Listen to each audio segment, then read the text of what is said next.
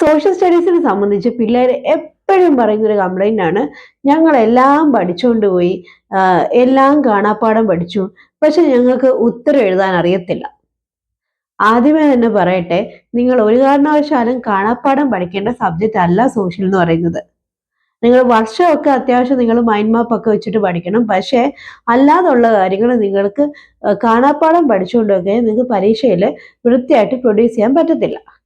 മനസ്സിലാക്കി പഠിക്കുക എന്ന് പറയുന്ന ഒരു കാര്യം സോഷ്യലിന് വളരെ മസ്റ്റായിട്ട് ഫോളോ ചെയ്യണം. അപ്പം കുട്ടികൾക്ക് ഈ പ്രശ്നം ഉള്ളത് കൊണ്ട് തന്നെ പരീക്ഷയൊക്കെ വരുന്നുണ്ട്. അപ്പോൾ നമ്മളൊരു 90 ഡേയ്സ് ചലഞ്ച് എന്നുള്ള രീതിയിൽ ഹൗ ടു റൈറ്റ് ആൻസർ എന്നൊരു സീരീസ് ഇന്നിവിടെ തുടങ്ങുകയാണ്. സോഷ്യലിൻ്റെ ആൻസേഴ്സ് എങ്ങനെയാണ് എഴുതേണ്ടത്. അപ്പോൾ നമുക്ക് ആദ്യം തന്നെ നാഷണലിസം ഇൻ യൂറോപ്പ്, കുട്ടികൾക്ക് ഏറ്റവും പ്രയാസമുള്ള പാഠമാണ്.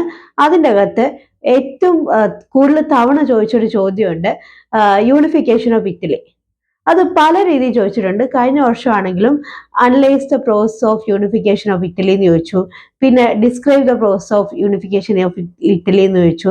അത് 2024 ചോദിച്ചിട്ടുണ്ട്, 2017 ചോദിച്ചിട്ടുണ്ട്, 12 ചോദിച്ചിട്ടുണ്ട്, 13 ചോദിച്ചിട്ടുണ്ട്. അങ്ങനെ റിപ്പീറ്റഡ് ആയിട്ട് ചോദിക്കുന്ന ഒരു ചോദ്യമാണ് പിന്നെ ഈ പറയുന്ന ഇറ്റലിയുടെ യൂണിഫിക്കേഷൻ എന്ന് പറയുന്നത്. അപ്പോൾ ഈ ഒരു ചോദ്യം നിങ്ങൾ എഴുതുമ്പോഴത്തേക്ക് ആദ്യം തന്നെ മനസ്സിൽ നിങ്ങൾക്കൊരു സ്ട്രക്ചർ വേണം, എങ്ങനെ എഴുതണം എന്നുള്ളത്.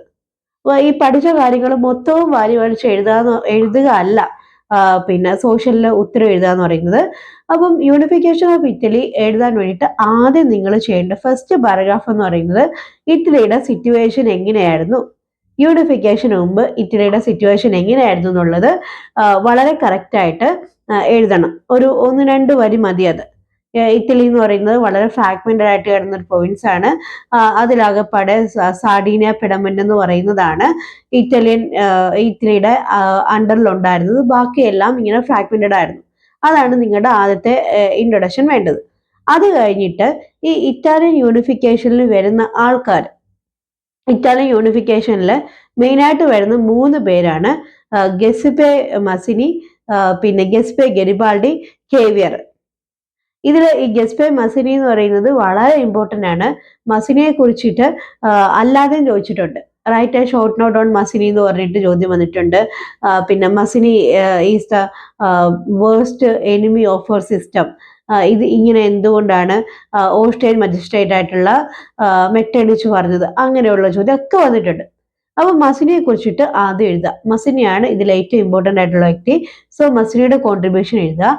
അത് കഴിഞ്ഞിട്ട് കേവിയർ എന്ന് പറയുന്നത് സാർഡീനിയ പിഡമന്റ് എന്ന് പറയുന്ന പ്രൊവിൻസിന്റെ ചീഫ് മിനിസ്റ്റർ ആയിരുന്നു. പുള്ളിക്കാരന്റെ കോൺട്രിബ്യൂഷൻ എഴുതുക. അത് കഴിഞ്ഞിട്ട് ഗെസിപ്പെ ഗരിബാൾഡി എന്ന് പറയുന്നത് ഈ മസിനിയുടെ 2 സീക്രട്ട് സൊസൈറ്റീസ് ഉണ്ട്, അതിലെ അംഗമായിരുന്നു. അപ്പം ഗെസ്പെ ഗരിബാൾഡി എന്താണ് ചെയ്തതെന്നുള്ള എഴുതുക. ഇവരുടെ 3 പേരുടെയും കോൺട്രിബ്യൂഷൻ കഴിഞ്ഞിട്ട് ഒരു കൺക്ലൂഷനായിട്ട് ഇവർ 3 പേരും ഇറ്റലിയെ യൂണിഫൈഡ് ആക്കി. എന്നിട്ട് വിക്ടർ ഇമാനുവൽ സെക്കൻഡിനെ ഇറ്റലിയുടെ എംപയർ ആയിട്ട് ഡിക്ലെയർ ചെയ്തു എന്ന് പറഞ്ഞിട്ടൊരു കൺക്ലൂഷൻ എഴുതാം. ഇത്രയാണ് ഇറ്റാലിയൻ യൂണിഫിക്കേഷൻ നിങ്ങൾ എഴുതേണ്ട കാര്യങ്ങൾ. അല്ലാതെ ഇറ്റലി അങ്ങനെയായിരുന്നു, ഇങ്ങനെയായിരുന്നു, മറ്റേതായിരുന്നു, മറിച്ചായിരുന്നു എന്നൊന്നും എഴുതേണ്ട ആവശ്യമില്ല. ഇത്രയും കാര്യങ്ങൾ വളരെ വൃത്തിയായിട്ട് എഴുതിയാൽ തന്നെ നിങ്ങൾക്ക് അവിടെ 5 പോയിന്റ് കിട്ടും. അപ്പം ആദ്യം ഓർക്കേണ്ട എന്താണ്, നിങ്ങൾക്കൊരു ഇൻട്രൊഡക്ഷൻ വേണം, പിന്നെ ഒരു ബോഡി വേണം, പിന്നെ കൺക്ലൂഷൻ വേണം. ഇങ്ങനെയാണ് സോഷ്യലിൽ ഒരു 5 മാർക്ക് ക്വസ്റ്റ്യൻ എഴുതേണ്ടത്. മനസ്സിലായി?